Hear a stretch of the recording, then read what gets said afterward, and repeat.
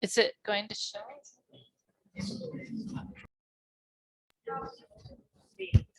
Okay, good. Can you hear me all right? Is this working? Hello. Yes? No? Oh, I see. I have to, it's directional. Well, welcome everyone to this session. My name is Ruth Newberry and I'm chairing it. And without further ado, I'm just going to go straight in and say welcome to Ruwan Duras, who you have the floor. All right, thanks, Ruth. So first of all, it's been a pleasure to be here with you guys. It's been so many years since like my last ISAE conference that was like back in 2018. So,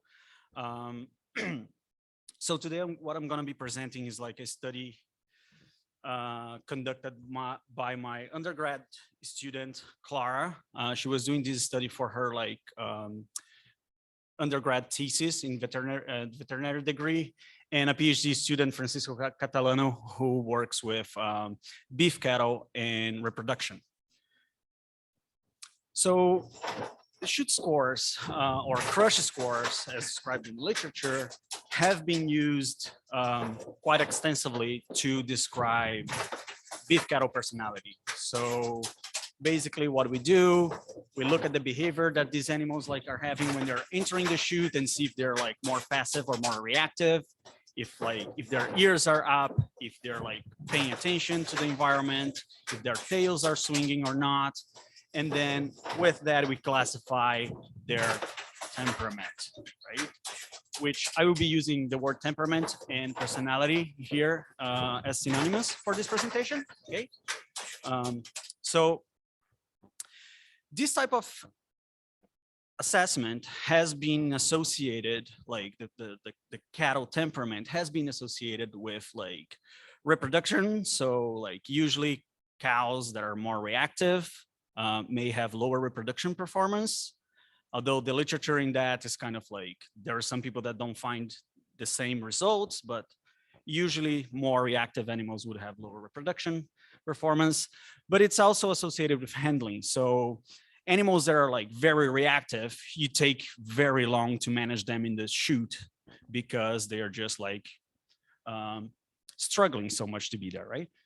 So from the beef cattle literature, you can look at it and say like, okay, they have like two big classes of temperament, so how we can use it.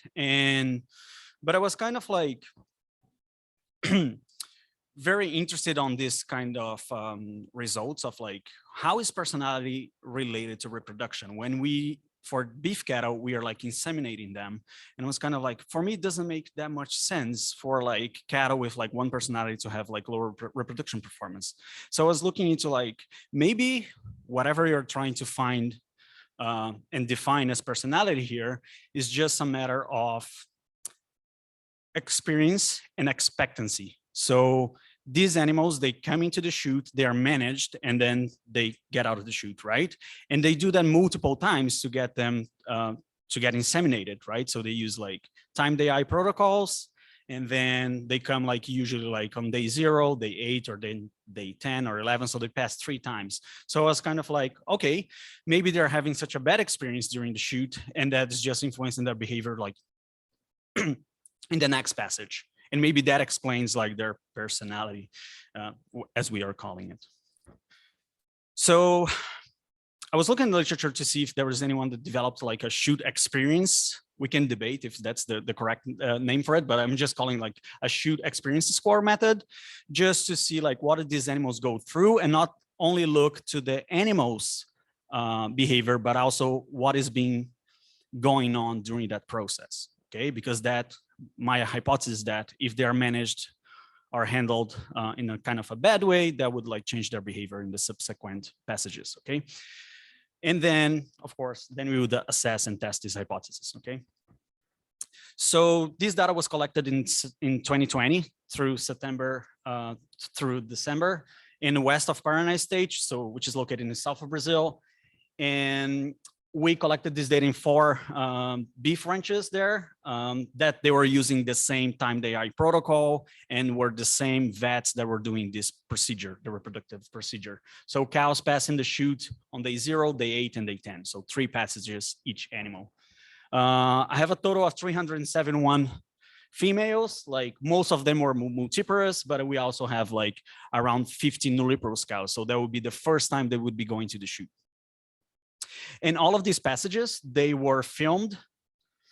And then afterwards, my students, they watched all the videos to do like the traditional chute score method, is just like look at their behavior with a five-point scoring system, which we classified them into like passive, neutral, or reactive. We just had to combine them because otherwise we wouldn't have enough power for the stats. Anyways,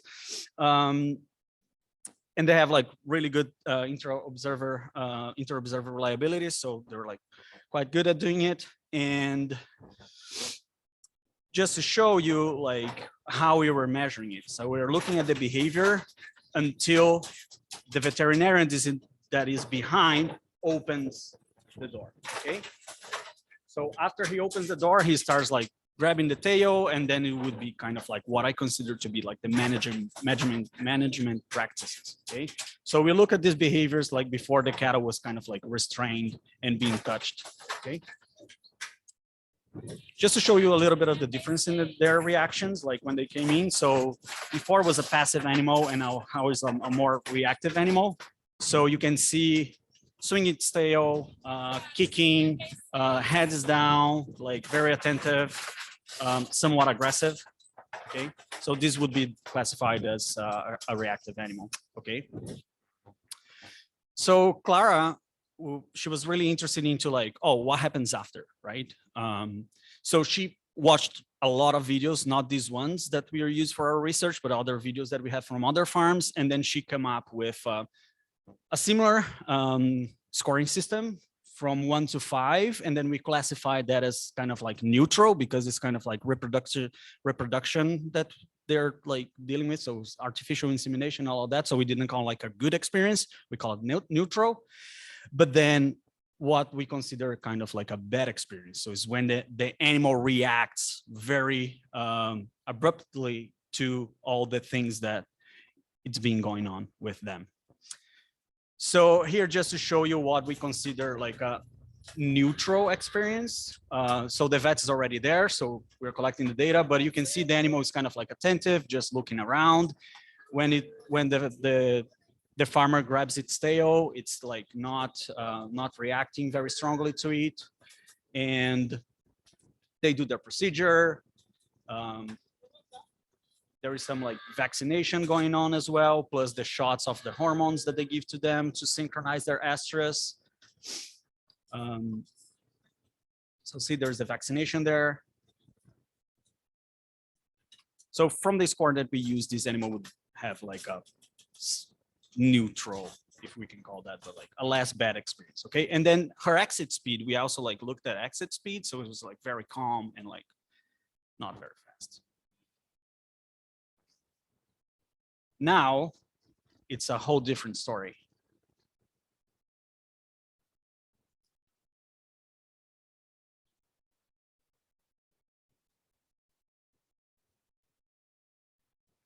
So now the cow knees. The guy is still grabbing her tail, opens. He has like one thing where he kind of like does that kind of thing. These were observational study, right? We didn't like ask them to do any of that. It was just like what's going on.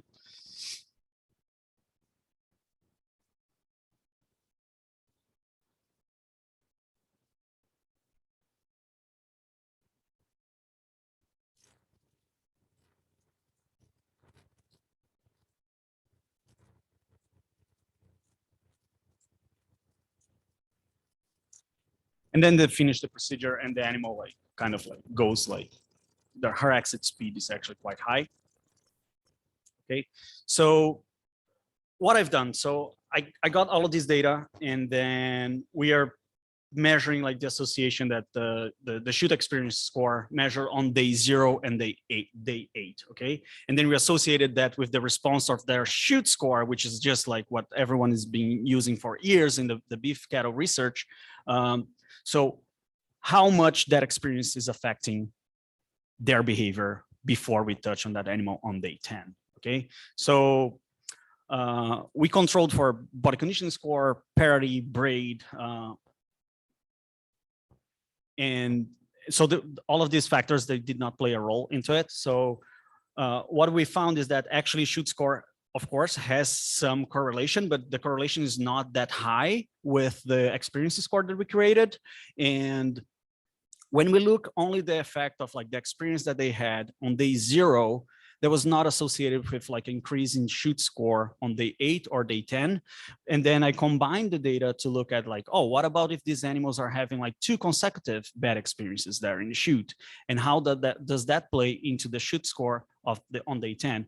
And that one we found that like when they have like 2 subsequent bad experiences in there, you would have like an increase in the shoot score of about like a third point of a point, which is significant.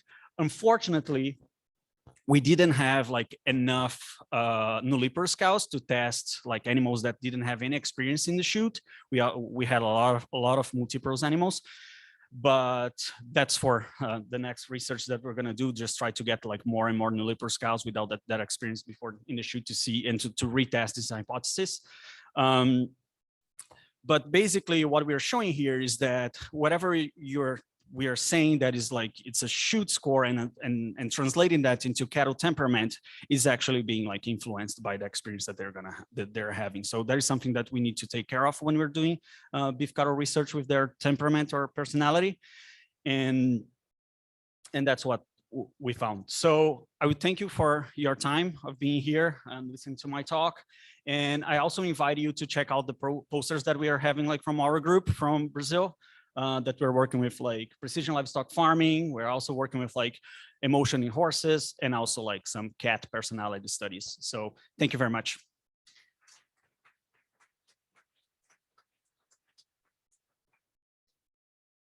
Thank you very much, Juan. Do we have some questions from the audience? Maybe I can ask you one first. Do you ever give a reward for the cows to enter the shoot? No. Or is that impossible to do? Why not? I don't think it is impossible. It's just something that the farmers usually don't have. But I would be really happy if the farmers would like, you know, be open to that kind of like idea, because I think that would help a lot. Okay, we have a question at the back there. So I'm Megan Hain from the States. So just a quick question on that. I think it's very interesting sort of showing that that experience makes a difference in the animals. I was wondering what your thoughts were on training sort of farm staff in this, because a lot of the emphasis is always on speed, and we find that people are less sort of apt to do low stress handling. Yeah, actually in Brazil, like the group of Mateus Paranhos, like he does like a lot of that research. I actually like lots of the research that lots of the ideas that I got for this study was like from their research. And they've doing that, like they've been like training farmers like for like low stress, like handling, and it works, like it really works. Yeah. Thank you to the board. Any other quick question? If not, then thank you very much. Right, thanks.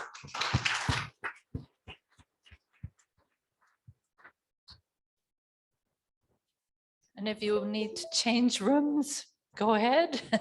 Now we have Claire Toinen speaking. And her talk is about early maternal deprivation in goats.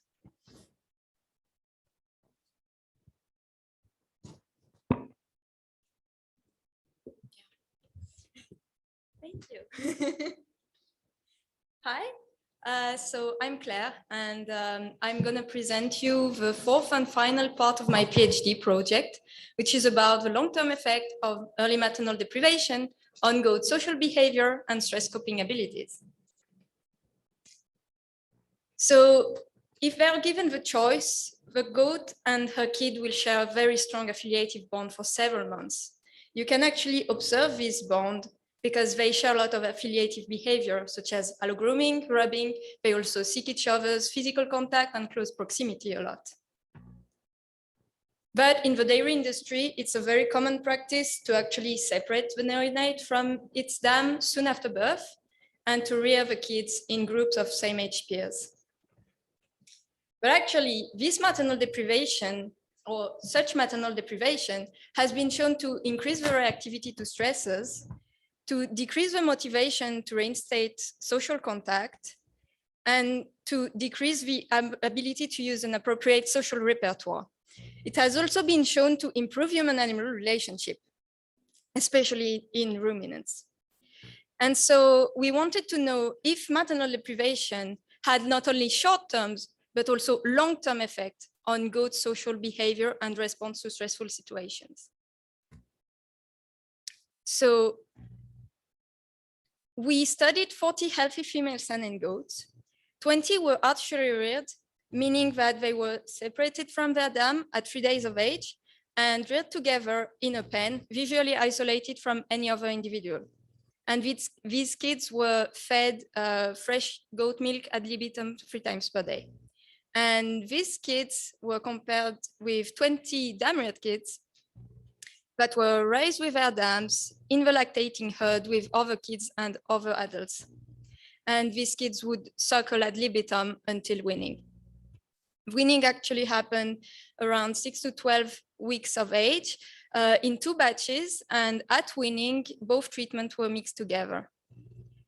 When the kids were 3 to 4 months old, I finished my studies there, and so we mixed all the kids, all the focal kids together, with also some non-focal kids around the same age as them. And they stayed like that until around 12 months old. 12 goats gave birth and were therefore introduced in another herd, like in a lactating herd.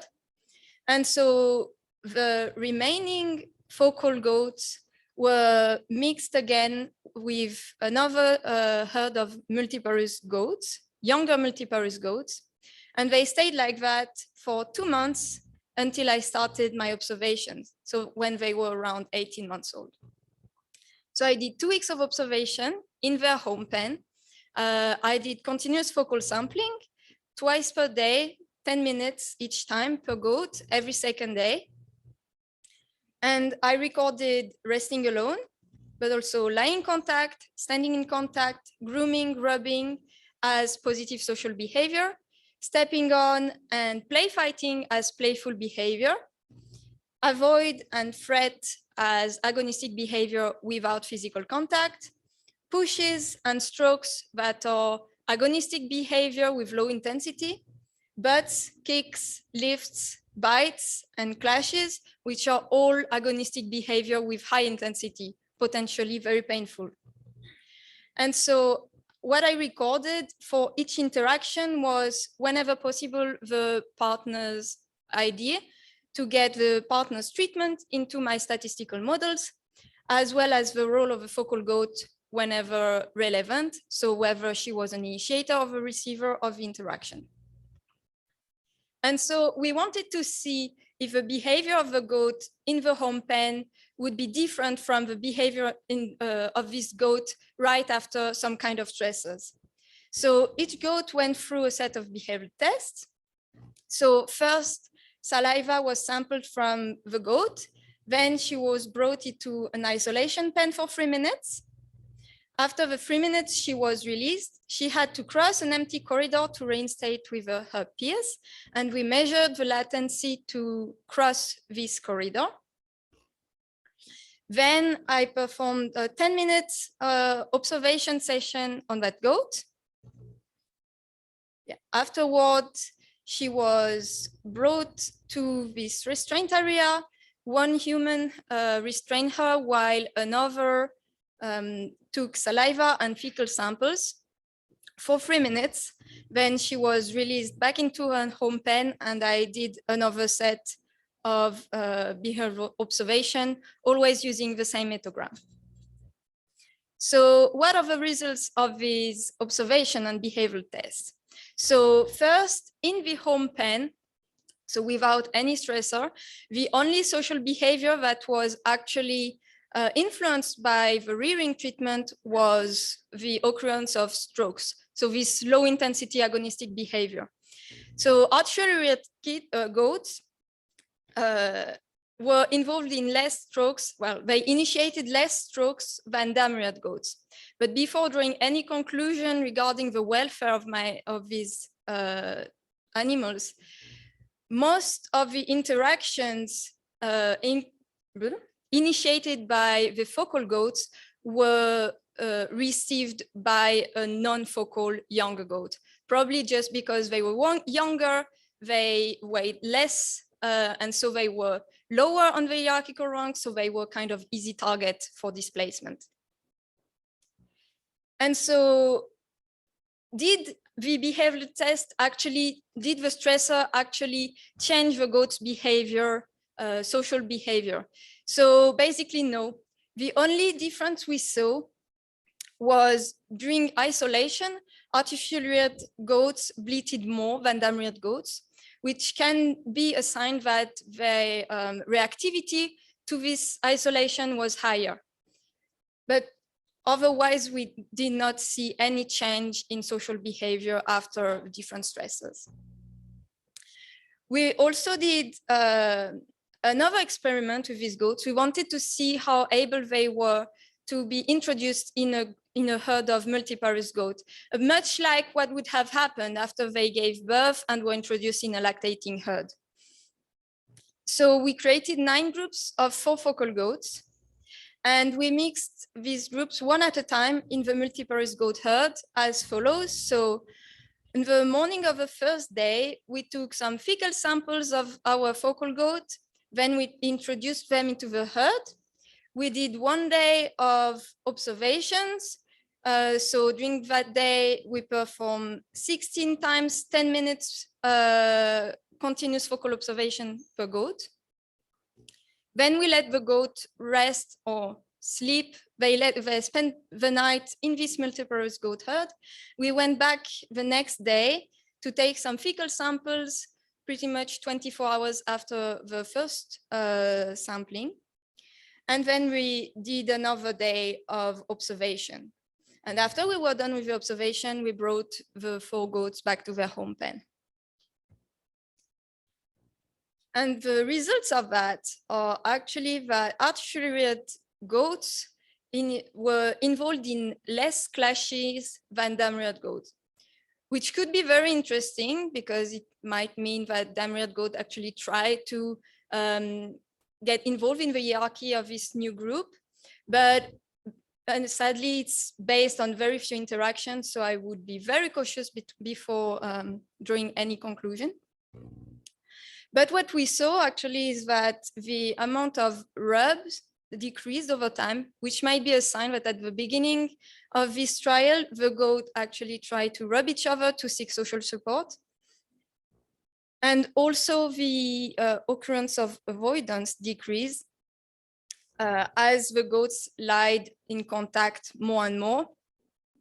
And probably because the amount of the occurrence of avoidance from the multiparous goat decreased, the amount of lifts and bites increased as well. And the last thing we did on these goats was to assess the human-animal relationship. So we performed avoidance distance tests. So it's basically an observer placing themselves in front of a goat they want to test, 2 meters in front of a goat, and they approach the goat slowly in a standardized way until the goat withdraws. And then the avoidance distance is the closest distance between the assessor's arm and the goat's nose before she withdrew. And so each goat was tested twice, once by a familiar assessor and once by an unfamiliar assessor. And these results actually show that artificially reared kids had a way lower, way shorter avoidance distance than dam-reared goats, which means that artificially reared goats actually have a way better human-animal relationship. And the interesting thing is that the assessor, the familiarity of the assessor did not influence the goat's avoidance, meaning that this good human-animal relationship artificially reared goats have is not only toward familiar handler, their caretaker, but is also generalized to unfamiliar people as well. So that was a lot of data. Here's the take-home message. So maternal deprivation actually increases goats' reactivity to social isolation. It also increases human-animal relationship with familiar and unfamiliar people alike. It has an influence on goat social behavior later in life, although the link with welfare is not clear. It doesn't seem to influence the goat's motivation for social reinstatement or their search or social support. And it doesn't seem to influence the stress or the amount of intense agonistic interactions these goats were subjected to after being mixed in a herd of unknown multiparous goats. So thank you very much for your attention. I want to thank especially everyone who helped me during these trials. And I'm here if you have any questions.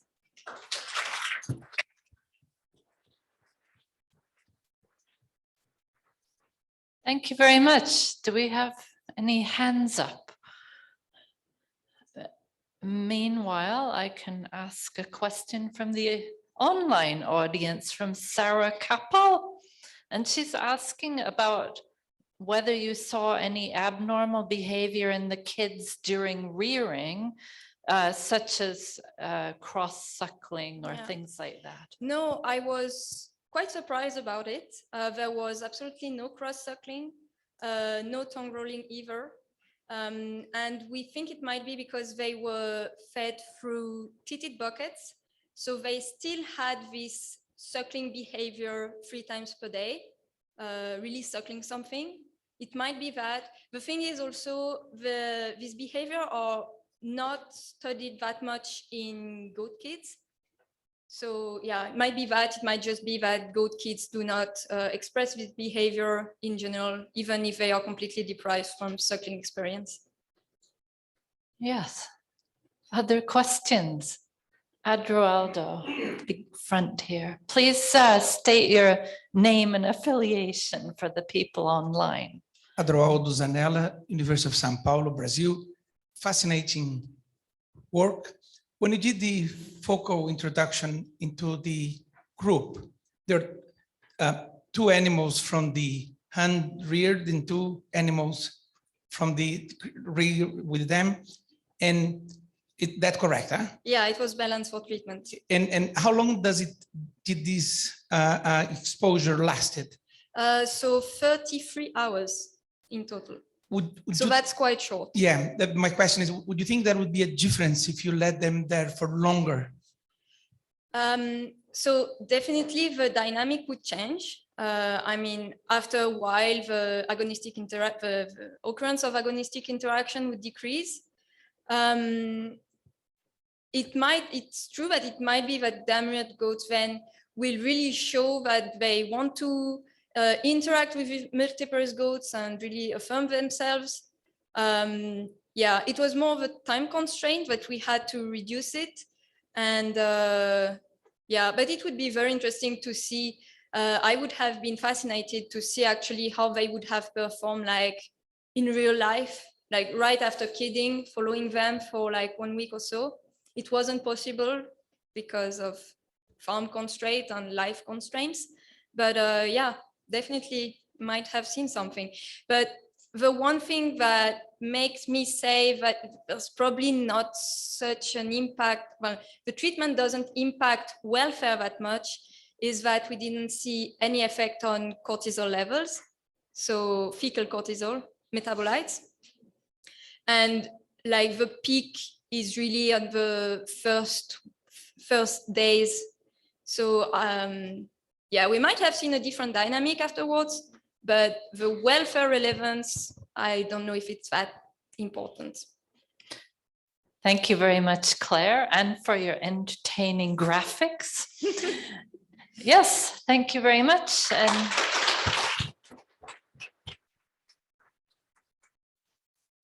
please switch rooms if you need to. Look for chairs. We seem to have a shortage. I would like to call Benjamin Lacour now to tell us about hunger effects on cognition in dairy cows.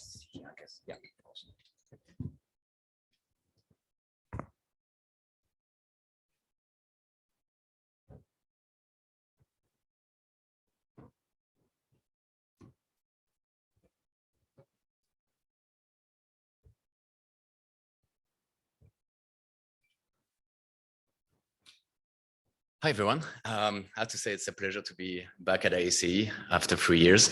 So today I'm going to present a walk. Actually, it's my last walk at UBC as a postdoc. As you can see, I'm now at the University of Bristol. So I'm quite emotional to present this last walk. And I have to say, I'm going to start with no introduction. Sorry about that. I'm going to start with a result. And the reason for this is because all this trial happened by a mistake. And we were just piloting a few tests with these calves. This calf was exceptional. She was doing a test, what we call an adaptation of the whole board test. So it's basically a bunch of bottles and only 4 of these bunch of bottles have milk. And she was doing great, really great. And then this happened. So she was so weird that Rafa, that who was conducting the test, took her phone and recorded her behavior because she really wanted me to see this. And there was no reason for her to not find the bottles as she used to. She's looking around, complaining a lot, those weird vocalizations that we usually don't hear during this test, trying bottles where she usually knows that there is nothing in. And finally we'd find something to drink. Like, yeah. So our first thoughts were that we'd made a mistake, that we put the bottles in the wrong position, maybe we took a different calf, maybe whatever. Truth is, the computer started to win this calf before we knew it. So this calf happened to be much hungrier than she used to be. I was like, well, you know, I always thought that if you're more hungry in a foraging task, you should be better performer. So I was kind of, it's odd, maybe it's just one calf is like this. But when I looked at it a bit more into the research that has been done, especially in humans, then it appeared that sometimes hunger doesn't really help. And so there has been a lot of studies in the 70s on therapeutic starvation. And I love this quote, basically saying that one man came to ask for help. So they came to ask the doctors because he was so angry when in traffic, he feared he would kill someone. And obviously in traffic and being hungry, angry, doesn't really make sense. Right? It's not a logical connection. But it felt like he was so hungry that it basically disrupted his control over his affective states, especially the negative ones. And then it has been much more studied. And now we have this regulatory depletion theory that I didn't know about before, which says that basically hunger depletes ourselves from our basic cognition.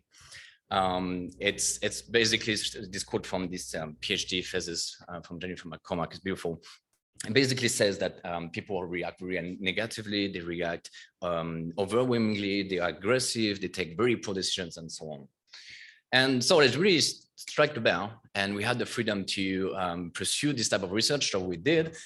So basically what we did is that, okay, so if hunger promotes better performance, we have a lot of data showing this, hunger in a foraging task is supposed to promote better performance. And that makes sense. I mean, it resonates with me.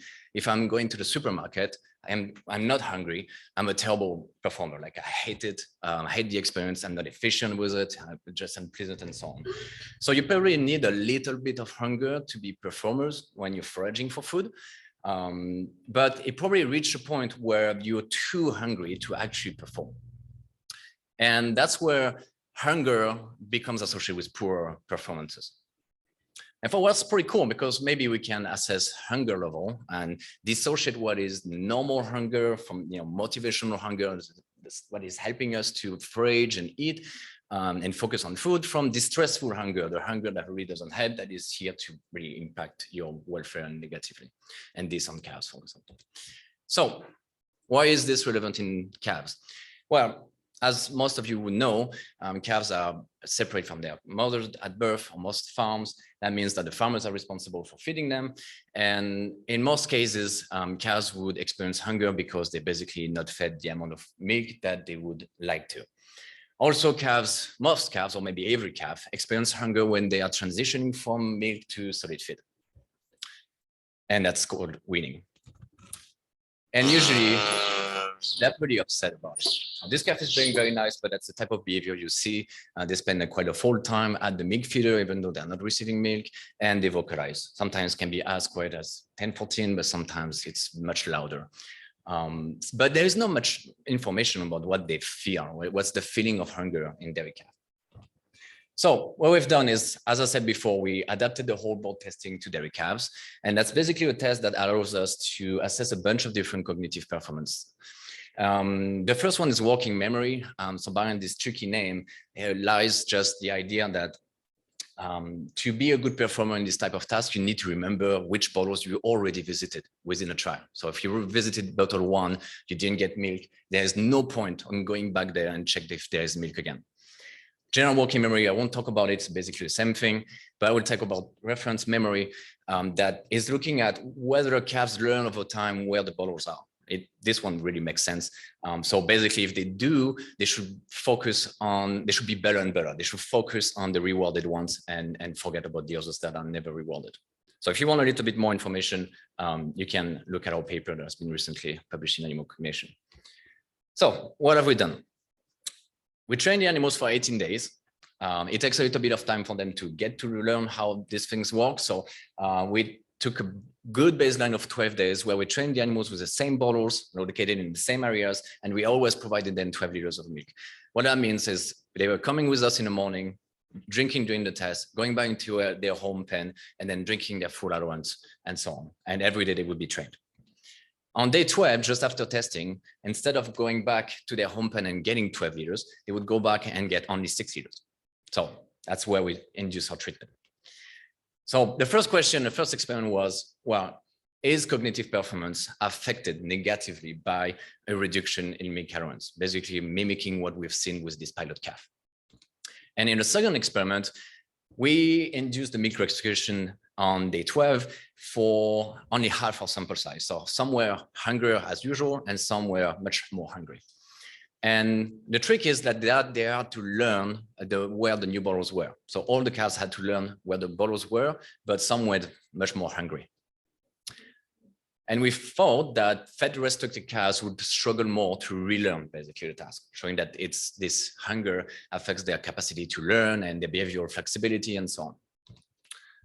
So experiment 1, does milk restriction decrease performances? So here you can see that I plotted working memory. I don't know if the pointer works very well. Here we go, over days, so over the 18 days. So we expected an increase in working memory over time up to the 12th day. You see there's a lot of variation, but it's basically what we got. And on day 13, just after the milk restriction, there's a massive drop in working memory. I won't present general working memory because it's basically the same graph. Looking at reference memory, do they remember where the bottles are? Remember, the bottles did not move. It increases over time and then decreases sharply on day 13 and comes back over time. When we look at the number of bottles they visited, it decreases over the first 12 days because the calves become better and better at this test, and then increases again on day 13, decreases sharply. And what you can see on the red bottom is actually the number of vocalizations they expressed during the test. So similar to 139 that were vocalized a lot during the test, most cows increased their vocalizations when they were fed less milk the day before testing.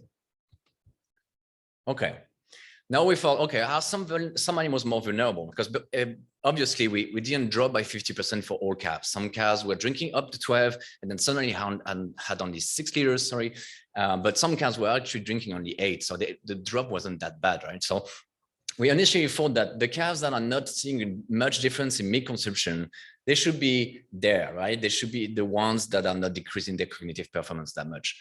And the ones that are suffering from a high deprivation from milk should be the ones that are much worse, right? Well, no, not at all. Very surprising result. It works for working memory, but also works for general working memory. And basically what it shows us here is that the calves that are the most vulnerable, the ones that are showing a much bigger impact in terms of their cognitive performance, are the ones that had a very low drop in milk consumption. So the ones that were already not drinking as much as we would like them to. When we look at experiment 2, we basically had 2 groups. I'm just plotting from 2012 to day 18 now, but basically it's the same with the increase over time. We had a control group that wasn't that hungrier, and a milk restriction group, which they were much more hungry. When we changed the bottle location, which we call reversal here, you see that the performance of both groups decreased, and then over time, the ones that were the control ones had a much better increase in performance over time. So I mean that they learned over time better than the ones that were still in milk restriction, with performances at the end that were not much different from before. When we look at reference memory, we have basically the same curves for both groups, so no effects there. So it seems that they are able to learn as well where the new bottles are. And again, here in terms of number of bottles visited, you see that it's much higher and for the number of vocalizations too in the group that had less milk. So take-home messages from this.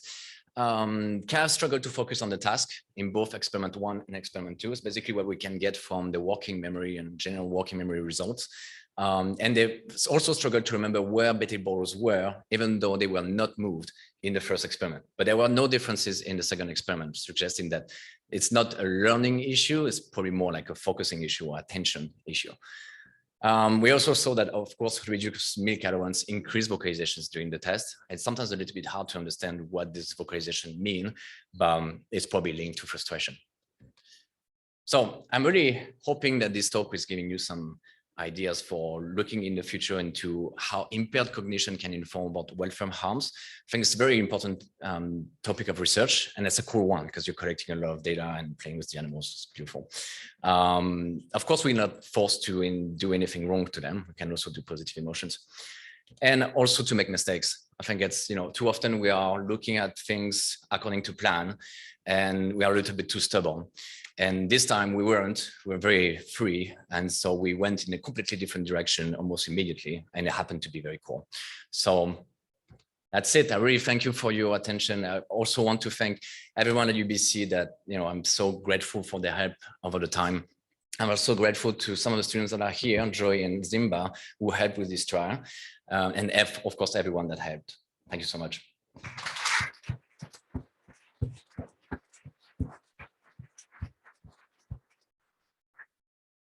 I see a question right at the back. Right at the back. And if you have online questions, please write them in the box, please. Thank you, David Arney from Estonia. Do you think you might have got similar results if you'd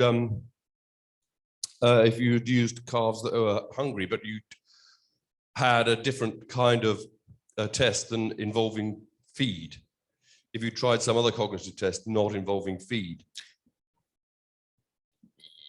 It's difficult to know because most of the cognition tests that we have actually rely on finding food. I think so. I think it's according to their behavior, they were disrupted in multiple ways. Of course, they had to focus on a foraging task, but it'd be interesting to also see how it affects social cognition, for example. I think the perception of social world, for example, is much different when you're very hungry versus when you're not, or when you're like just normally hungry. So I think it translates, but I'd love to explore it.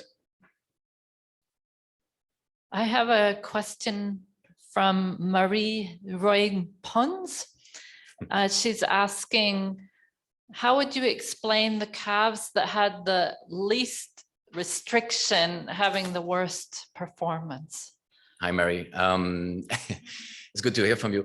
I would explain that, I know it's really counterintuitive, but I think the calves that are the ones that are not drinking that much on the baseline are actually the ones that already suffer from hunger and they didn't really figure out how the milk feeder works, and probably they drink less than they should already.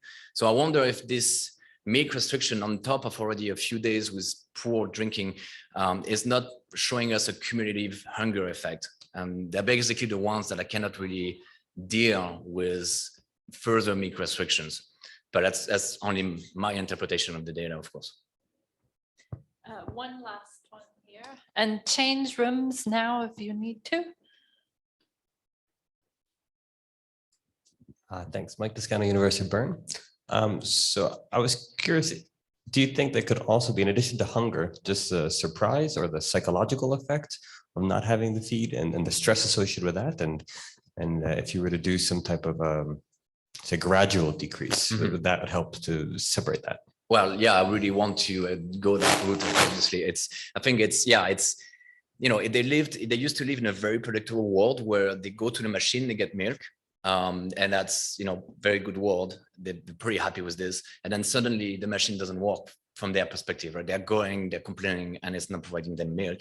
So I think this whole thing adds a lot of unpredictability and probably explains the emotional response associated with hunger. So I don't think it's dissociated. I think it's both. It's going through it. And it'd be very interesting to look at gradual decrease because that's what we're trying to promote for a better transition towards solid feeds, right? To better weaning. But it's still very frequent to actually drop for 50%. It's rare that calves are fed 12 liters and would have from 12 to 6. But you still have a lot of farms that drop quickly. So it has relevance too for the industry. Thank you very much. Thank you.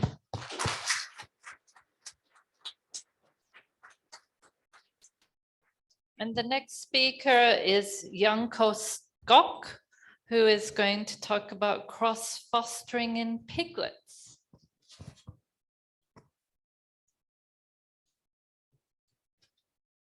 Sorry.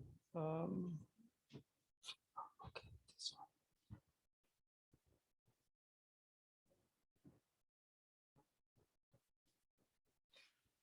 Okay, hello. I'm Janko Skok from University of Maribor, Faculty of Agriculture and Life Sciences. And as Ruth said, I'm gonna talk about cross-fostering and its impact on suckling activity of piglets after this measure. So this is actually a part of our study. The other part you can see on our poster number 31 in the second room. So first, some you probably know that cross-fostering, or most of you, is actually involves a relocation of piglets from biological mother to the foster mother. And it is actually a standard procedure. So breeders are doing this quite often on the,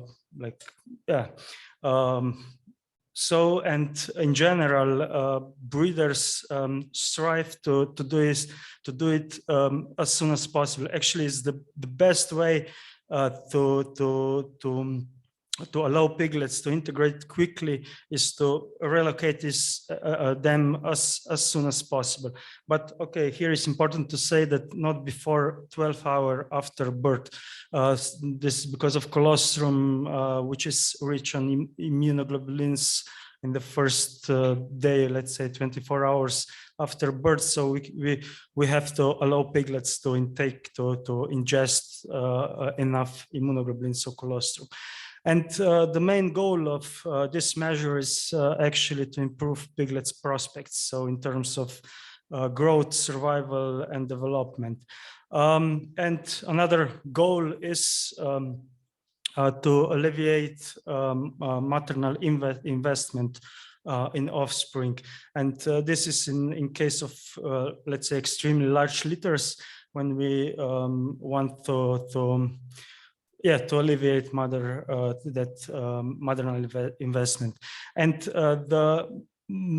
so there are many methods of cross-fostering, but one is which is the widely used is litter size equalization. So actually this method, so when we have like 2 litters, one is large and one is small, so we usually equalize those litters, so the litter size, and this is the widely used method. the most important thing, as I mentioned already, is the integration of piglets. Of course, the cross-fostering is stressful for both the residents and fosters, but actually it is most stressful probably for fosters. And we want them to integrate integrate quickly, because when in this first stage of life, any suckling session missed can be crucial. And there are many factors that can influence this integration. The basic are body weight, age, sex, and litter size, and those factors we try to analyze in our experiment. So the main question was how the asymmetry in these factors between piglets, which we mixed, impacts the integration of piglets, and also how those factors impacts also the behavior of residential piglets. Okay, that was the main aim. Just a quick about the animals. So so far we analyzed already 42 litters. That is 435 piglets. Among those piglets, 168 were cross-fostered. And the rest, of course, remained by their biological mother. So the method, this experiment was rather simple. So we had in each repetition, we had 2 litters. And in each of those litters, we choose 4 piglets, 2 heaviest and 2 lightest. And then we mutually relocate those piglets between those litters. And we actually recorded 3 basic types of behavior or behavioral outcome. So one was inactivity, which means that piglets were inactive at all during the suckling session. So they didn't go even to the udder or sampling for this, nothing. The second one was attempt of suckling. So that means that piglets were sampling for teats, so join the other piglets on the udder, but they didn't suckle when the milk outflow happened. And the second was the successful suckling. This was when piglet was so when piglets suckled successfully by the mother. So actually, we recorded all this behavior immediately before cross-fostering. That was one suckling before cross-fostering, experimental cross-fostering, and we use this like the nearest reference point. And then we recorded those behaviors also to sucklings after cross-fostering. Because we were interested in this initial integration. Of course, we had a few hypotheses. So first was like we suppose that resident suckling activity will not be significantly affected by cross-fostering, and the other 3 were were connected more to those fostered piglets. Actually, we suppose that heavier, older piglets and piglets transferred to the litter smaller than their original litter will more likely succeed to suckle after cross-fostering. So it is kind of logic behind. So heavier piglets are stronger, older, are more experienced, and so on. And if piglets goes to the smaller litter, so there is less competition, and we suppose they will suckle more. They will be more successful in suckling. So what we have found, so these are results on the suckling behavior before cross-fostering. So if we compare the piglets which were later on transferred, so and the residential piglets, we didn't find any difference. All piglets before the cross-fostering, they were still at that time by their biological mother, were actually the same. There were no differences. But after cross-fostering, we found that residential piglets, their suckling activity didn't change much, or didn't change at all. There were only 6 piglets, residential piglets, which were inactive by suckling after cross-fostering, and those 6 were in case when piglets from small litter or piglets of the same age were transferred to their litter. But of course, as we expected, fostered piglets, this is the gray columns here, were much less successful in suckling after cross-fostering. So, which means, of course, that they half the success of suckling. So only 50% on the first suckling after cross-fostering. Okay, and what about the factors affecting this this integration? So we found that sex and body weight didn't have any impact on integration. So it doesn't matter if which sex or body weight piglets were, they integrated with the same, they had the same success of integration. So we can see here all 3 types of behavior regarding the sex and body weight. So here's some animation. So no impact. It doesn't matter. So the sex and body weight. What about the age? As we expected, so piglets which were older integrated more successfully into the fostered litter. And contrary, so when younger piglets were transferred to the older litter, they didn't success to cycle. They were in significantly higher proportion inactive after cross-fostering. So again, when we transfer younger to the older, so that's we can expect the much less successful integration. And the litter size, that was quite surprising, because we found that when piglets piglets were transferred to the small litter, they were in the higher proportion, significantly higher proportion inactive after cross-fostering, which was quite surprising and how to say counterintuitive. When we talk about this, I mentioned before litter equalization. So this method is probably not optimal in terms of integration of piglets. What's the logic behind? So actually, this integration is strongly connected, obviously, with suckling order development, with suckling stability. And also the studies on suckling stability actually are so much consistent with our results in cross-fostering integration.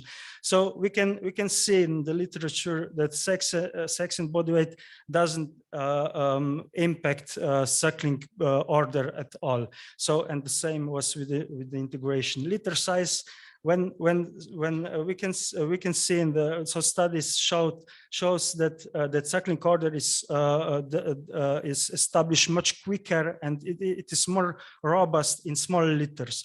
So that is like it is a more stable system, and that's why the piglets which were transferred into the small litter was less successful in suckling. So because they were transferred to the more stable system, and the same is with the age. So we know that with the age, suckling stability increase.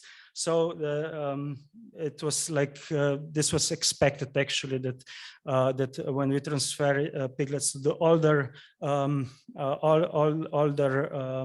litter mates, so they're more they had already established their suckling order, and it is like more close group. Okay.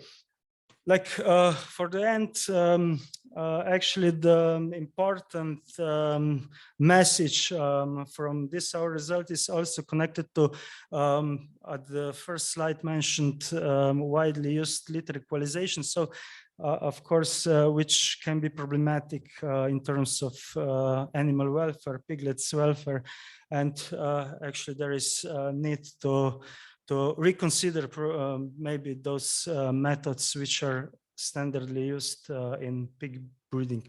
Okay, was I too long or no? Okay.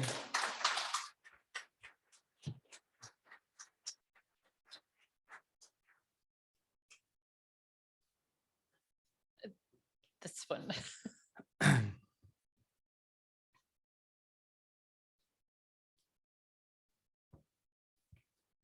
Thank you. Interesting talk. Frank Teutens from Belgium.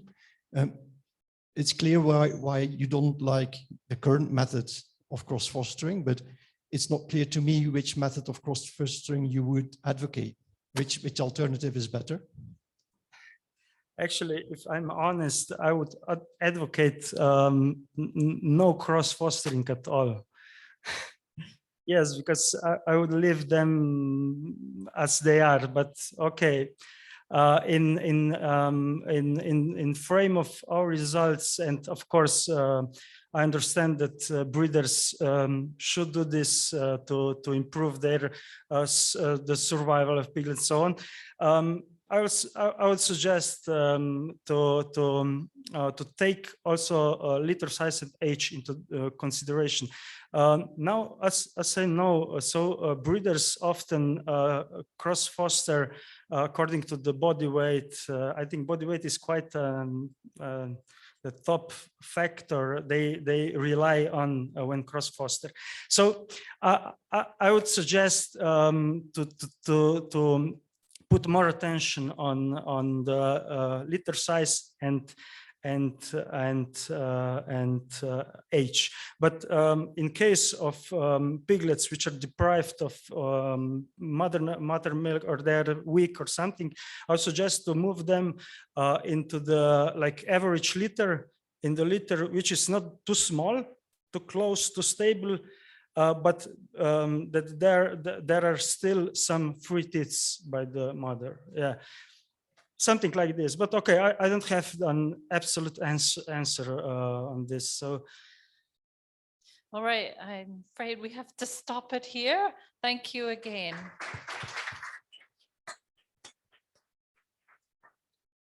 And our next speaker is Maria Ceballos, and who's talking another talk about cattle, this time leaving the chute rather than going in.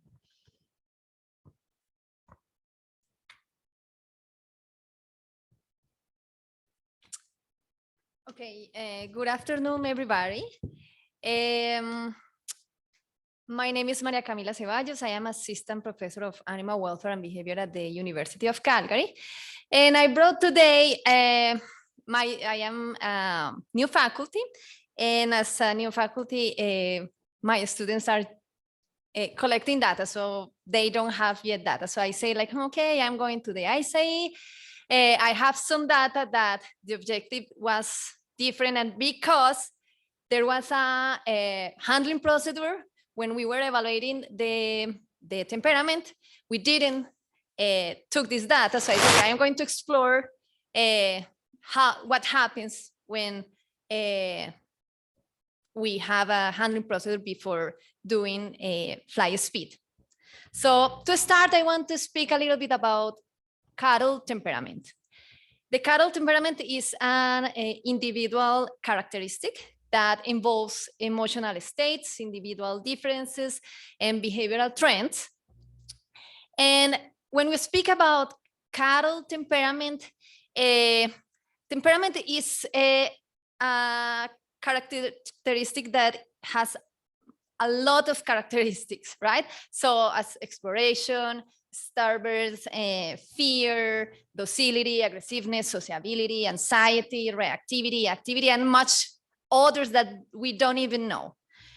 So when we speak about temperament of beef cattle specifically, it has been used a lot, cattle reactivity.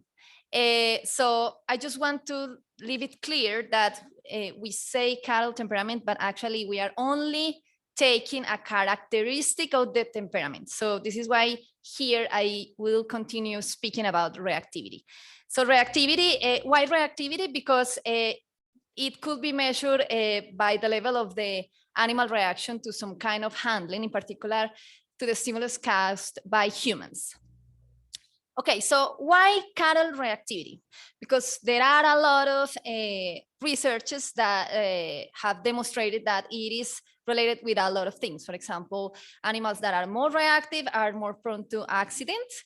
They are less efficient, have less efficient reproductive performance, less efficient weight gain, lower carcass and meat quality. They have greater physiological responses to stress, for example, higher concentration, cortisol concentrations, and it's also related to the immune status and disease susceptibility. Researchers have demonstrated that. Okay, so fly speed. There are different ways to evaluate the reactivity of the cattle. Ruan just showed that one is in the squeeze chute, and the fly speed is also used. And what we do is that we evaluate the velocity that the animal leaves the squeeze chute. So the objective of this study was to assess if the handling procedure carried out before applying the fly speed test affect the results. Why I asked that? First, again, as I said before, we were doing another research where we wanted to see how a specific handling process,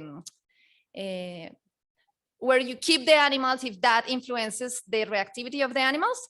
But we were doing that in farms, in commercial conditions, where you have a normal, you take the animals to the corral and you take advantage of that handling to collect the temperamental reactivity of the animals. But this specific one was during aftosa, when animals were being vaccinated. So I didn't use that because I wanted to see how temperament develops along the time, and this happened. So I say, no, we cannot use this. But then I said, okay, let's figure out what happens. What happens with the reactivity of the animals when something happens. So what we did was that we evaluate the fly speed, that is the velocity that the animal leaves the squeeze chute. We evaluated in total 1,710 animals. And from there, we have animals that were purebred Nelores and crossbreed Nelores. They were young bulls, averaging 23 years old, months old. And it was done in 2 different commercial beef cattle farms in the north of Brazil. So in the first farm, we have only one group of 567 purebred Nelores. And the second farm, we had three groups. One group was the crossbreed animals, and the others were pure Nelores. So, okay, we assessed the fly speed in 2 consecutive months, just to make it clear, the handling was made by the same stock people. All the stock people were trained for good handling practices. So in general, the handling of the animal was pretty good. In the first evaluation, the animals went to the corral to be weighed. So they went there, they handled the animal pretty good. The animal entered in the squeeze chute. They took the weight and let the animals leave. And the second evaluation, they went to the corral, the handling was okay, the same with the same people, and plus weighing the animals, they were also vaccinated and dewormed. The handling process that was more aversive was the vaccination, because the deworm is only putting something on the top. Okay, so the fly speed, as you can see in the left, we have an animal that is leaving the squeeze chute pretty, like not fast, slow. And in the right, it was running. Animals that leaves the squeeze chute faster are considered more reactive. So as you can see, the animals enter into the squeeze chute, and then we just evaluate the time. By evaluating the time and knowing the distance, you take the velocity. For a statistical analysis, we did a generalized linear mixed models for repeated measures using the animal as experimental unit. And all models for pure breed Nelores, we include handling procedure as fixed effect. So if they were weight or weight plus vaccinated, and cattle group as fixed effect. But for the crossbreed animals, because there was only one group in one farm, we only used the handling procedure as fixed effect. And we use the random effect of the animal as a repeated measure. Okay, so the results, as we were expecting, there was an effect of the handling procedure on both groups of animals. The pure breed Nelores, the fly speed increase, there was an effect, right? So it was higher in this vaccination day, and in percentage it decreased 50.6%. While for the crossbreed, it also increased, but the increase was higher in percentage, right? This data that I am going to show here is more exploratory, right? So I didn't make any statistical analysis, but I said, okay, I would like to understand how was that increase. So we have in the left the waiting day for Nelores, and in the right the vaccination day. And I divided the data in the mean -1 standard deviation, mean between mean and 1 plus or less 1 standard deviation, and the mean +1 standard deviation. And for Nelores, we found that a lot of animals increase, pass from the average or the lowest, the left side of the distribution, and they went to the right side of the distribution. So a lot of animals increased their reactivity. While for the crossbreed Nelores, that I was pretty surprised, we saw that the increase was higher in percentage. However, we see that it seems like the distribution was not only to the right, but like a little bit like everybody got more reactive. So that was pretty interesting. Okay, so as a conclusion, fly speed was affected by the handling procedure carried out before test, the application test. So there is an effect of an aversive management, and because of that, we need to take that in mind, right? So when we are going to evaluate cattle reactivity, I know when we go to farms, especially when we do research in farm conditions, we need to like fit their condition, right? But we need to have in mind, and more research needs to be done. This is just a specific one. Maybe we can get into a specific number and say, okay, if you are going to evaluate cattle temperament reactivity, in Nelore, you need to take into account that you can increase X percentage of the velocity or decrease, and you will say that is the reactivity or the real reactivity. But again, reactivity is influenced by a lot of factors. So this is just like exploratory. Much more research needs to be done so we can actually say that, or maybe not. It's super variable, right? Thank you so much. If there is any question, I am. Okay. And I would like to thank the ISAE and the Open Philanthropy Project. And yes, if you have any question, I'm happy to answer.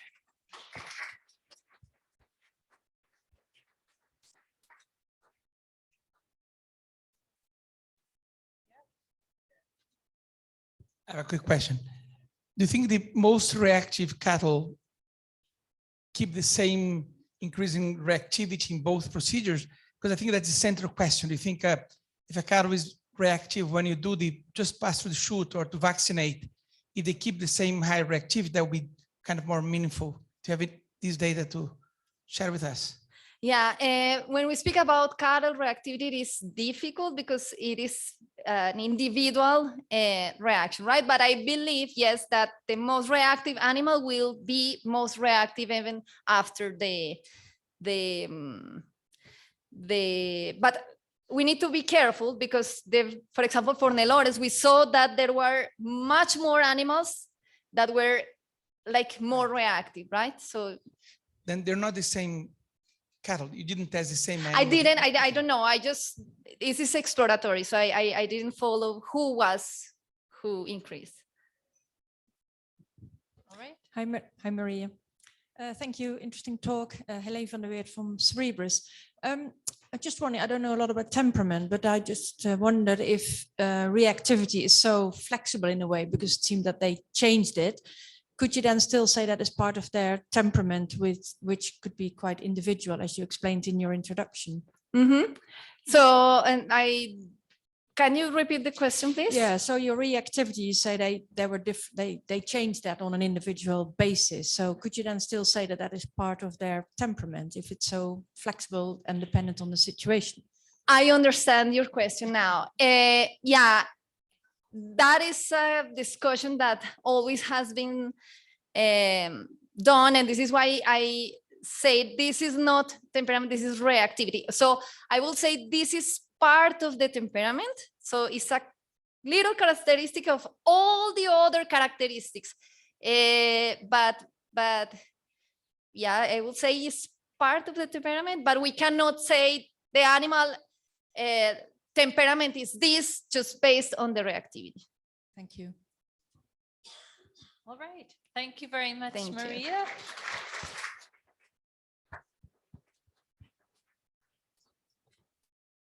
The next speaker is Yen-Yun Chu, and she's talking about sows in stalls.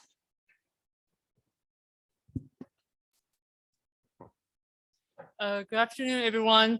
Thank you for staying, not being drawn to the lake, and thank you for being still awake. I know it's difficult. My name is Yen-Yun Chu. I'm currently a postdoc at Chagas, Ireland, and also Vetmed Uni Vienna.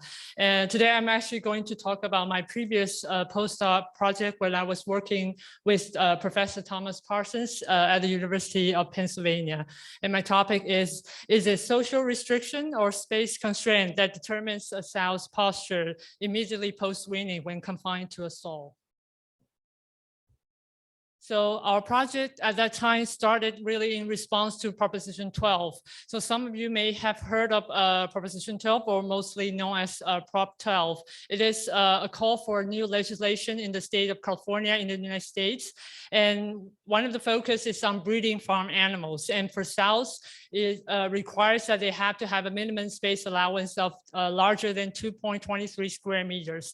And this space is of course larger than the conventional gestation stall. So we know that it will affect a lot of the pregnant sows that are currently still commonly housed in stalls in the United States.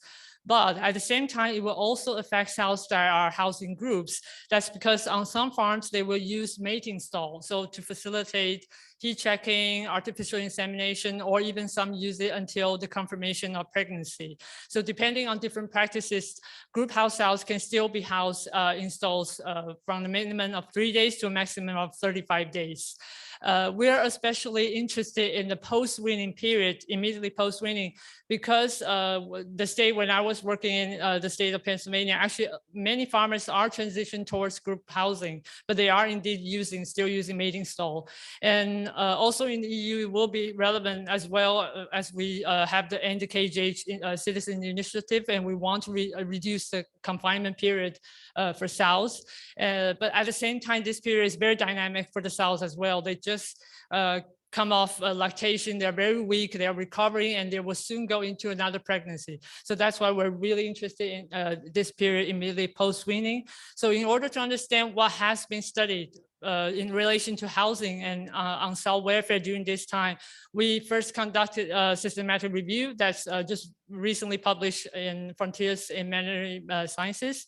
And our two main findings are the measures used to assess cell welfare during this time are actually quite limited. Most studies use aggression, cortisol, skin lesions, and some actually look at behavior time budget, but very few actually goes beyond that.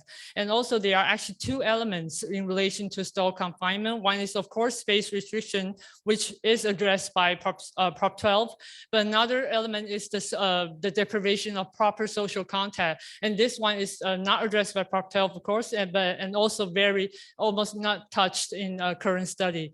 So in order to understand this further, we designed our experiment, and we have three housing treatment. One is the conventional gestation stall, and we also house sows in small groups of 6 to 7 sows. And at the same time, we also have an individual pen treatment, which measure about 3.84 square meters. So this is larger than what Prop 12 says.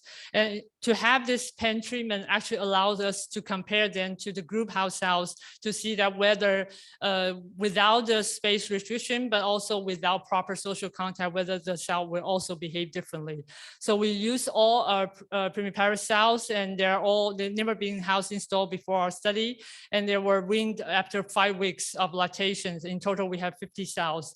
And the housing treatment started on the day of weaning, and then lasted for 8 days when they were regrouped into the large dynamic group housing. So this study was replicated over 5 batches. So across our project, we really want to capture kind of the full view of cell welfare. So we use a variety of different measures. So for the behavior observation, we also look at the cells on the farm, directly scanning their behavior so that we can pick up some more minute behaviors.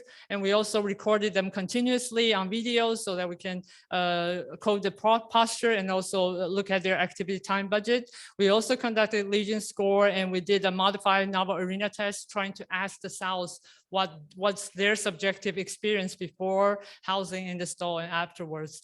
And also we will in the future use qualitative behavior assessment, hoping to get more information on a different aspect of their welfare. And we also follow them up when they're back into their group housing to know that whether this short term of confinement actually affect how they are reintegrated into their group housing. And in the talk today, I'm only going to focus on the video recording that tells us about the posture behaviors. So I'm just gonna see if I can show you the videos. Yes, so this is just a sample of the videos I watched, but of course it's fast forwarded. So the cells were recorded 24 hours continuously, and we sampled their posture on day 1, 4, 7 post weaning. So of course, except the time that there were obvious disturbance, for example, feeding, artificial insemination, or heat checking. So recording them 24 hours continuously is really important because it allows us to look at them not only what they do during the daytime, but also during the nighttime. So the behavior I recorded was sitting, standing, 2 ways of lying, and also the transition between the postures and also their orientation, which means that in which direction their head is facing. And in today's talk, I'm only focusing on these 4 different postures. So all posture outcomes variables are shown in minutes per day in the following slides, and they are continuous. So we use mixed model, and we included the fixed effects of housing, batch, and the day of observation, and that is also a repeating effect. And we also included the random effect of cell. So our hypotheses are the stall cells, because of this physical restriction, they should show longer sitting because we consider that a sign of boredom. And then they may also lie less laterally because of the restriction. We think that they couldn't really, lie more comfortably laterally. And for the pen and group cells, because they both have the freedom movement, so we think that they should display similar posture.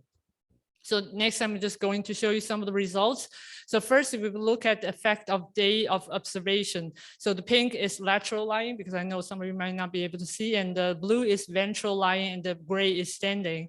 So on day 4, after weaning, we actually found that they spend less time lying laterally and more time lying ventrally and standing. So if you look at the hormonal cycle they were going through during this time, we can see a clear difference on day 4 post-weaning, that they're going into estrus, dangerous. And then we think that that's probably the major issue effect. That's why they are displaying different behavior. But we did not find an interactive effect of housing treatment and day. And next, if we look at the housing treatment alone, so the blue is lying, the gray is standing, and the very small fraction is sitting. And actually across all treatment, most cells spend the longest time lying down and followed by standing and very little time sitting. But there's no difference between how they die, whether they lie laterally or ventrally between the housing treatments. So next, if we look at sitting, we did find that the stall cell actually spend slightly longer time compared to the other two groups sitting. But as I mentioned in the previous slide, that this only translates to about maybe 5 to 10 minutes more than the other two groups. And on the other hand, if you look at standing, the pen cell actually stand the longest time standing compared to the other two groups. And this will actually translate to almost 1 hour more per day they stand compared to the other two groups.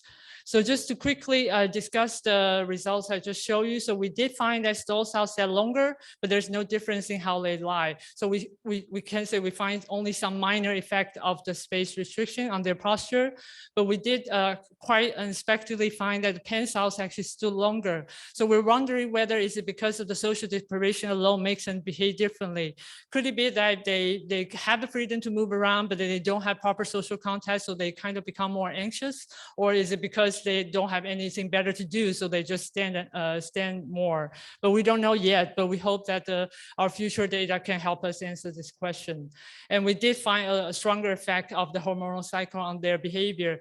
We think that this is important to really account for when we talk about their welfare. For example, mounting behavior, we know that they do a lot of them, but we don't know actually how important this behavior is for them during this time. Is it positive or negative? But we do know that it disturbs their sleep a lot, and then there is a higher risk of injury. So we have to account for that when we talk about their welfare. So currently we're still, of course, exploring our data. So we're looking also at the transition between the posture and their orientation to see that maybe there's something, not just the posture alone, but how they move that can tell us more. And also we're analyzing their activity time budget and lesion score to see that whether there's some other frustrations shown in general behavior beyond just posture and movement. And in the future, we'll also use QBA, as I was mentioning earlier, to assess hopefully their psychological well-being. So to conclude quickly, we did find some indication of the effect from both space restriction and social deprivation between the three different post-weaning housing treatments. We actually find a stronger effect of the hormonal cycle on their posture behavior. But ultimately, our project is hoping that by analyzing all our data, we can actually answer the question of what is optimal cell welfare and housing during this post-weaning period. So lastly, I just want to acknowledge ISAE and the Open Philanthropy Project to sponsor me to be here today with you. And then thank you for listening. I will be happy to answer any questions if you have any.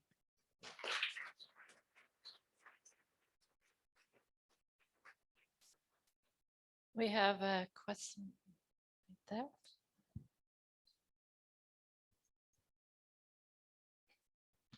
My name is Mette Herskin from Aarhus University, Denmark. Hi, Jen, and thank you for such a nice presentation. I think it's really nice to see work on sow welfare after weaning. It has been studied much too little, and my question relates to that their milk production is still going on in the first days after the piglets are taken away. Do you think that some of your behavioral findings maybe could be related to that? To them having large engorged udders and the dry off process going on? Yes, I think definitely that's a great question. I think that's also why we sampled them on different days to try to see that maybe on the first day when they first weaned, and then compared to the later days whether they have any changes. I think of course ideally if we can sample really on every day, that would be wonderful. But because the continuous video sampling is quite time consuming, so we're currently only sample on day 1, 4, 7, hopefully to capture kind of the different dynamics during this period of time. But yes, I do think that that's definitely will have an effect. Yeah, thanks. One quick one at the end here. Oh, Chia. Okay, Mike, you're next. Thanks, Mike Descano, University of Bern. I was curious, you mentioned the standing duration was relatively short. And I was curious, it doesn't seem biologically significant, but if it has more to do with the difficulty standing, are the animals in pain? So it's. You mean sitting? Sitting is the smallest. Sitting is the smallest, standing is next to lying. Well, I guess, do you think they would stand longer or that they're in pain and that's why they're changing their position? I think so. For standing currently, actually, we don't know why they're standing more. So the way I recorded the posture is I only recorded whether they're on 4 legs or they're lying or they're sitting. So that's why I was saying that hopefully the behavior time budget can tell us what they were doing when they were standing up, so that we know that we don't know whether I'm not saying that standing longer is negative or not, because I don't know currently. Okay, thank you. All right, thank you very much.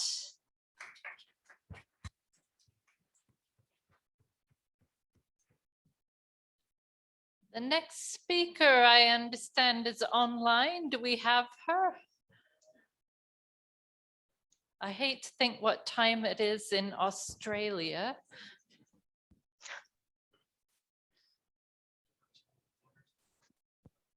Oh.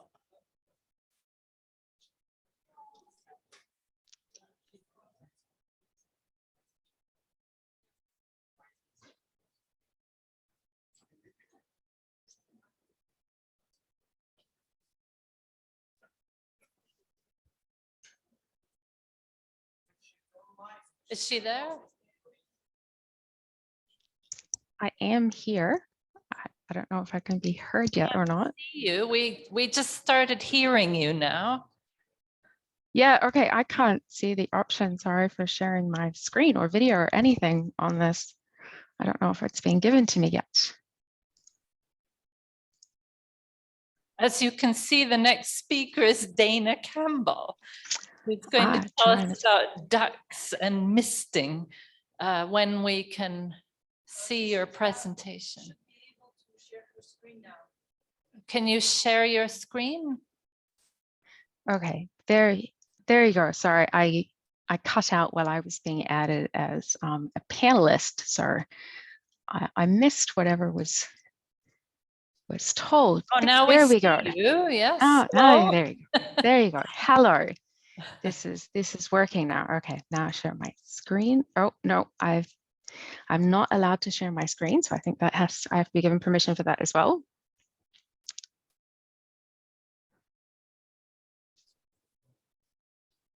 Can you see us?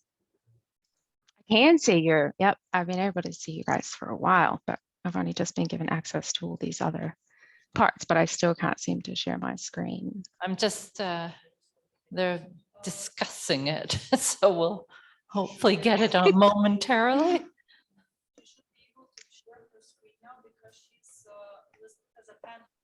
Okay, can you see if you can share it? Oh, now I can. Yep, now I can. All right, there we go. I think we're all good. Okay. We have everything from the beginning. Okay. All right. It is set up. And yes, it is late here. Very late for me anyway. So good afternoon. I think it is. Thank you for the opportunity to present today on the behavior and welfare impacts of providing water via a misting system to commercial pecan ducks. So ducks, as we know, they're semi-aquatic animals and they are housed in lots of different systems. So whether it could be that they are part of rice paddies, so they have access to the water and they have a form of natural pest control, through to enclosed indoor systems where they are kept on litter or slats, and then they have access to drinker lines and feeders. It's within these indoor systems where this controversy around providing them water. So internationally, the research shows for commercial pecan ducks that if you provide them the bathing water, at least enough that they can dip their head in and then splash on their bodies, then it meets their behavioral requirements and enables this wet preening and other water-related behaviors. There is also some evidence that this water provision can improve the health of their eyes and their nostrils. But at the same time, if you have these open bodies of water and you have increased moisture on the litter, then you can have increased contamination, bacterial diseases, and then mortality of the ducks. And so there are these pros and cons, these benefits and challenges. And this was a focus of a recent review that I wrote in collaboration with the RSPCA here in Australia. If anyone is interested in reading further on it, just the range of factors that you need to consider if you are trying to provide this bathing water for commercial ducks. And there was a study in an experimental setting some years ago now in the UK that showed that there were similar benefits when you're providing bathing water through ponds, troughs, or even overhead showers. And so having this water coming from overhead may be a potential solution in a commercial setting. So the aims of the project that I ran here was to measure the behavior and welfare impacts of water provision via this misting system in a commercial grower shed. So this was done on a single commercial farm in Australia, and we had 7 sheds. There were 4 sheds in total on the farm, so we did a total of 7 across 2 different cohorts. And we had sheds that were either misted or not misted. And there were around 12,000 to 16,000 birds per shed. And we applied the misting just from 26 days when it was decided that they were old enough with enough feather coverage that they were able to thermoregulate when the water was applied, through to 33 days, which was their loadout day. And we misted daily just for 1 hour, so from 12 to 1 p.m. And these were open-sided sheds, so they did have curtains for natural ventilation. So when the misting was running, we closed those curtains so that there was greater accumulation of the water. And then to account for that, we also closed the curtains in the non-misted sheds as well. So they did experience a change in their environment during that 1 hour of misting. And we took video recordings of the birds. We had cameras set up in all the sheds. We also did measurements directly on the birds. And then we had temperature and humidity sensors set up on the feeder lines. And these 2 pictures are just showing the ducks in the same shed. The first picture is prior to any of the misting and the curtains are open. And then the second picture is during the misting period with the curtains closed. You can see that the misting does accumulate. In terms of external welfare assessment of the birds, we used methods based on previously published research on ducks. And we sampled them at 26 days, which was before we had applied any of the mistings. This was right at the beginning of that period. And then again at 33 days, just before they had their loadout. And we sampled the birds through 2 different methods. So the catch and inspect, where you pick up a sample of birds and you're able to inspect them more closely. And this enabled us to get a better look at variables such as the cleanliness of the nostrils or whether they had foot pad dermatitis. And then we also did transect walks, and this is walking slowly through the whole shed. So this enabled us to get a better look at all the different issues that may be present across the whole flock. And we could also look at variables that we couldn't assess in the catch and inspect, such as gait. And then for behavior, we had 4 cameras set up in each shed. And we observed 3 hours per day. So we did 1 hour just prior to misting the birds, the 1 hour during, and then 1 hour directly afterwards. And we did that both in non-misted and the misted sheds. And within those 3 hours, we paused the video every 10 minutes, and then we counted the birds that were clearly visible within the video frame, where we could see almost all of the body of that particular bird. And then we classified the behavior that it was doing based on an ethogram that encompassed all the behaviors that we might see the ducks exhibiting. So for the results, these are the from the temperature sensors that were in the sheds, and this is just for the second cohort that we did towards the end of the year. So the temperatures were a bit warmer at this time. And this is just showing the temperature inside the shed in the gray and then outside in the red. And as they were open-sided sheds, so as you might expect, the temperature inside followed a very similar pattern to what was outside. During the misting period, when those curtains were closed, the non-misted sheds did get a bit warmer, and the misting was able to cool down the sheds, the misted sheds. And we did do the humidity sensors as well, but they got saturated with the misting, and so they had a period where they weren't reading properly, and so I haven't presented those data here. For the welfare assessment, the majority of the birds showed very few welfare issues, and the welfare indicators that we did measure were not affected by the misting.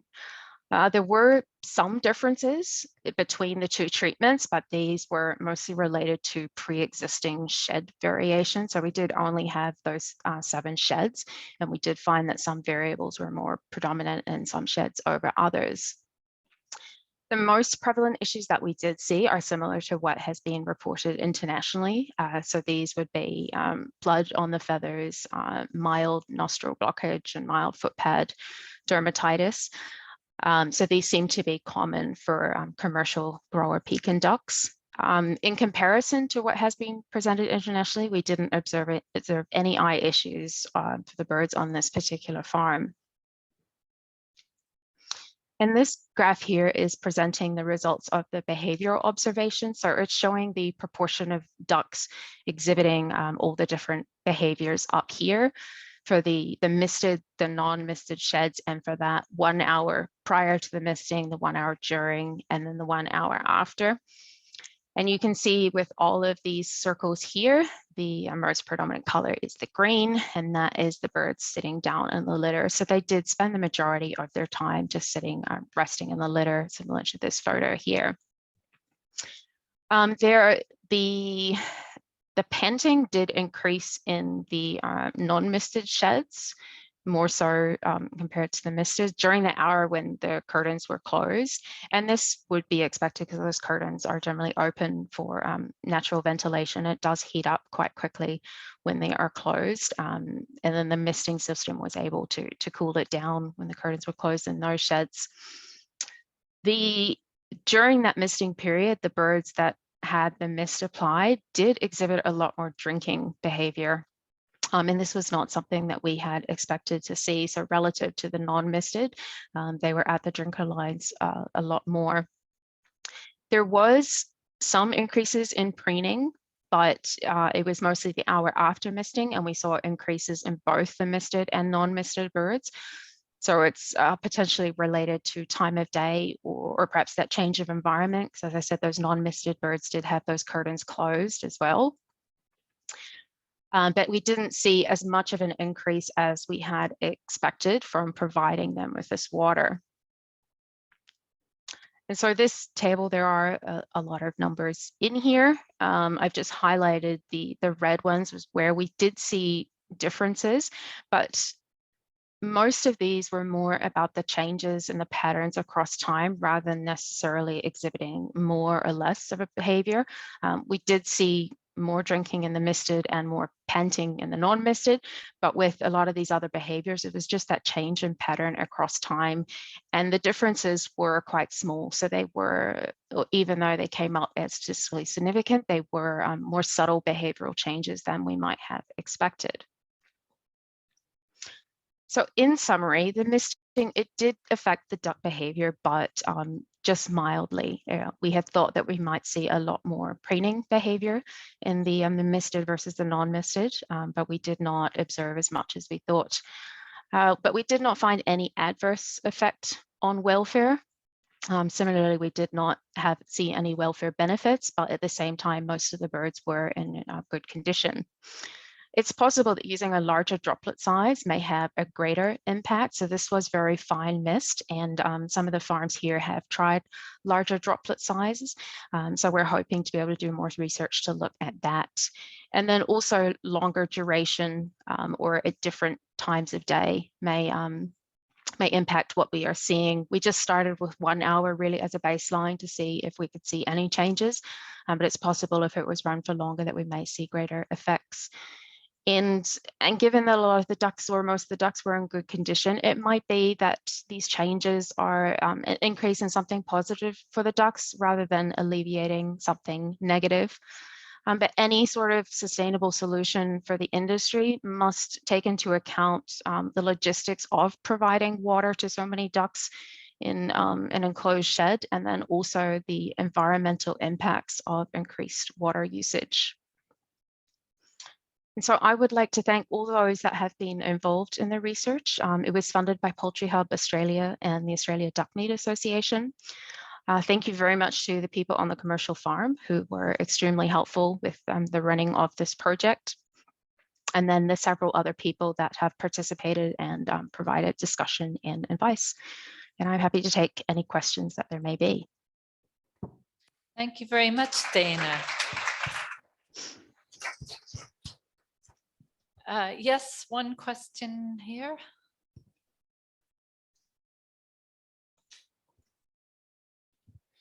Frank Teutens from Belgium. I wonder whether you also looked at possible effects on the litter quality and associated with that, the ammonia concentration. No, so we didn't want to change anything too much with the farm, anything that would have negative impacts on the birds. And so we left it that the farm would do their standard litter management, which is daily turnover or daily litter top up. And they reported that there was no real difference in what they did to the misted and non-misted sheds. And I think it was probably just not enough extra water going on the litter. So yeah, we didn't measure it specifically, but they didn't report any differences in how they managed those the two types of sheds. Thank you. I have a question from Samuel Durasaro. He asks about the cause or causes of incidents of blood on the feathers of the ducks. Yes, not sure. So potential for feather pecking, we did not observe that in the videos, but it might have started earlier. The producers or the managers on the farm think that there may be a nutritional component to it. I have not found any literature on that, but they are talking about trying different diets that may manage that. But it is just the blood in the pin feathers, and so whether it's other birds pecking in it and it comes out, but it was quite prevalent on the farms that we were at, and so but then other producers have also said that they don't have as high levels on their farm, so I don't know if it was something specific to that particular farm. And one last one. Yeah, Bas Rodenburg from Utrecht University. Thanks, Dana. I had a follow-up question from Frank's question, actually. So a major concern with water for ducks is always litter quality and then cleanliness and associated as well for issues. So can you also imagine things like the shower was a concept. You could also have a misting area, maybe where it's more a slatted area where they could go for extra water. So in this case, you have it in the whole house. Can you talk a little bit about that, how you could see such a system in practice? Yeah, so this I mean, we call it misting, but it's the fogger lines that they use for cooling, but they just wouldn't run it as much and they wouldn't close the curtains. So when we closed the curtains, it was able to go right down to the surface, where it would normally run as a fogger line just throughout the whole shed, but the water wouldn't settle. Certainly potential to have it in a specific area, but then yeah, I guess it comes down to how much the industry may change or not, and whether they have to rebuild their sheds and put these new areas in. So I think they're trying to see if there's something they can do with systems that are already in there that provide water for cooling can you change the droplet size or increase the amount of time that you run it, or close the curtains, and therefore you can use that to provide water. And they've done a lot of trials themselves, like beyond this study that I did, and so they feel like they're having quite good success with it. But yeah, I guess from their perspective, it's how much may they want to rebuild the sheds and have specific areas or not. Thank you very much, Dana. So thank you. Thank you. Now we come to the exciting poster session. So I'd ask everyone who's presenting a poster to come and line up in order of number 32 to 39. Are we ready? We're ready to go with the posters. Yes. File, it's all ready to go. Okay. So then we have the first one from Alice. You're on. Yeah, 1 minute. Light is setting the pace of our lives. And as humans, we are diurnal animals, which means that we are active during the day and resting and sleeping at night.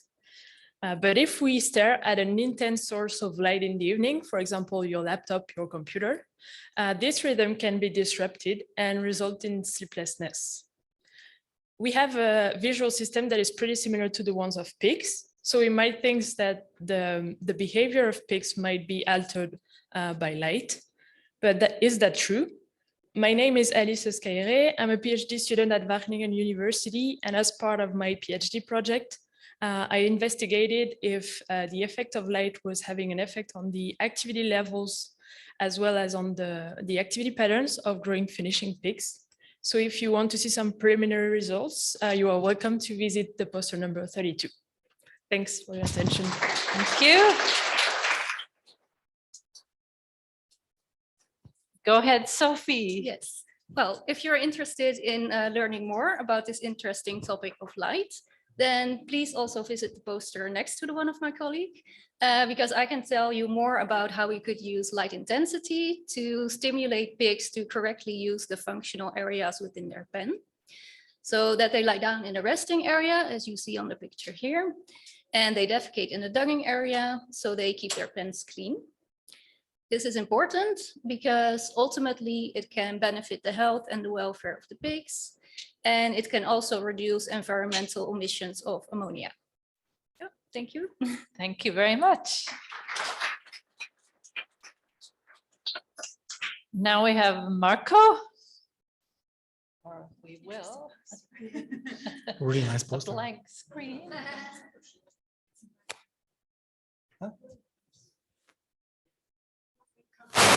Okay, it looks like it's blank, so I didn't do anything most likely, but so if you want to know more, you just have to come to poster 34.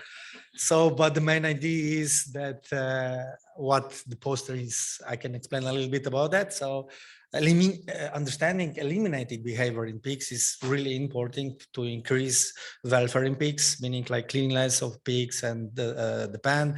It's important for their health, meaning reducing ammonia concentration. It's important for farmer overload.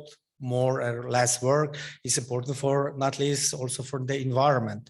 So less emissions. So this is why we included a lot of different farms across the whole Norway, focusing on a lot of different traits and record of them, and how all of this affects pigs, so that we can in the future improve welfare of the pigs in Norway. So if you would like to know even more, please come to poster 34. Next up is Roxanne. Yeah, so hello, my name is Roxanne Bertel. I'm doing my PhD in Switzerland at Agroscope, and I am doing a project on the feeding behavior of sheep and goats. And on a poster number 35, I present some results of a study on the feed sorting behavior of these animals on mixed rations. So we had different mixed rations where the animals fed on, and we analyzed, like you see on these pictures, the particle size, how it looks before and after they fed on it. and also the protein content of the mixed rations before and after feeding. So if you're interested in this topic, I'm looking forward to see you at poster number 35 and answer questions. Thank you. Now we have Nina. Yeah, hello. Hello, my name is Nina Keil. I'm from the Center of Proper Housing of Ruminants and Pigs. And I add another piece of Roxy's PhD here. It's about cutting length in mixed rations. Mixed rations are increasingly used in dairy goats and sheep.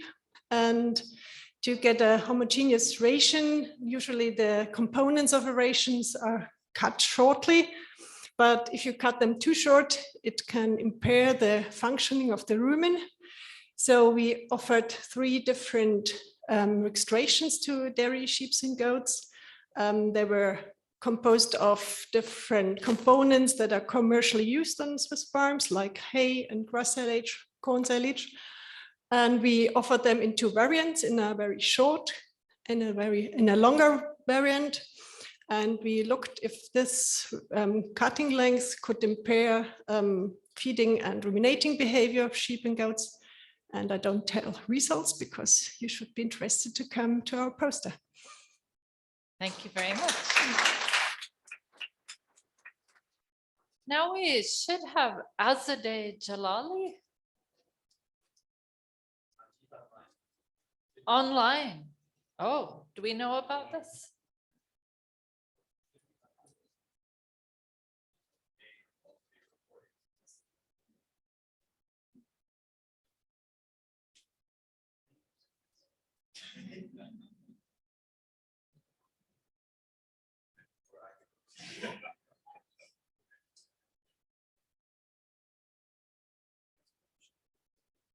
She has permission to present. Oh, hello, can you hear us? Azadeh? Hello?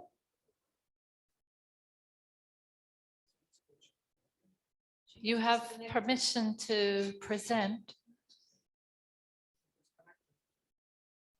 You are connected. Hi. Oh, here she is. Hi, I'm Azadeh. Our group is interested in determining if observations of individuals can help us to better understand how hens adapt to their environment and challenges in commercial hens. So one question is, can vaccination affect behavior? We tried to answer this question utilizing a live attenuated vaccine delivered in the drinking water and then assessing the feeding, drinking, and nest box usage behaviors on pre, post, and vaccination days. You should check out my poster number 37 to learn more about our techniques and what information can be gained by observing individuals in large groups. Thank you very much. Now, Quang. Yes. Good morning, everybody. My name is Hạnh from Vietnam National University of Agriculture. Animal welfare is a really new topic in Vietnam, and little study have been done so far. So my poster today is about the perch use of the slow-growing broiler, chicken broiler, and also the effects on the leg health of the chicken. And the results so that there is no difference about perching frequency during the daytime, but chicken perch more during the nighttime, and the perching increased by age of the chicken during the nighttime, and provision of perch and the outdoor access benefit the food path, the dermatitis, but the hormones is affected by the perch. That is my study. If you want to know more about this, please visit poster number 38. Thank you very much. Thank you. The last is Jalal Sardar. Online, maybe? No, not online. Is Jalal here? He's not here. And he's not online. All right, then I think that we've ended on time. So thanks to all the speakers this afternoon. Thanks for keeping on time and for your very interesting presentations. Did you have an announcement? Yes. Housekeeping information, the buses for tonight wine cheese tasting are starting at 7:30 in front of the hotel. This is first announcement. And second one, we are trying to develop this breakout room through the internet and evaluation of the posters. So please visit through your internet connection and Zoom connections, each posters and each, you can leave some questions there or opinions and so on, okay?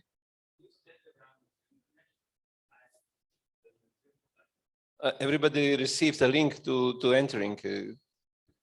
Each participant through email received these links.